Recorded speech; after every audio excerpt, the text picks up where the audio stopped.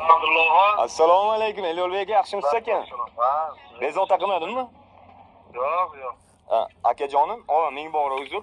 Men hozir rais ham keluvdilar, mana uy-joy qurilishdan keladigan hozir blogerlar ham kelyapganda, rais so'zlariga aytsam, hammaga qonun barobar deydi. Emaildan buni qonunga siz qonun ishlamagan dedim, mana siz qaramagansiz dedim.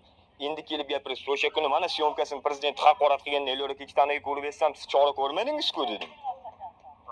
Desam, men ko'rmaganman deb sakravordilar-da. Hattoki o'sha qo'yib berganimiz syomkasigacha bordi Elyor aka. Opamni telefoniga olingan.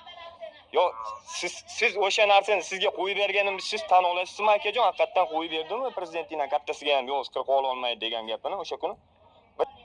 Eslaysizmi qo'yib berdim rais ikkitaniga, bag'da opam syomka qilib turgan. Ha, bo'ldi, o'zi rais o'shani sakraverdilar-da akajon. Ko'rmaydi bo'l Abdulloh. Aytibdilar-ki, nimaga bunga chora ko'rmayapsizlar? Prezidentni haqorat qilyotganiga mana siz davlat xodimisiz, hokimi vakilisiz deyapman men bularga.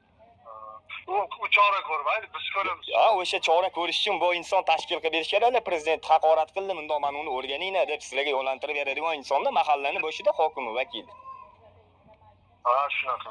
Bo'l, akajon, shu imkon bo'lsa o'zi mana bloger televideniyadan ham keladi, kelib qolsa o'zingiz ham ishtirok etib bir oz haqiqatan shuni men boshdan ko'rsataman. Faqat Abdullohxon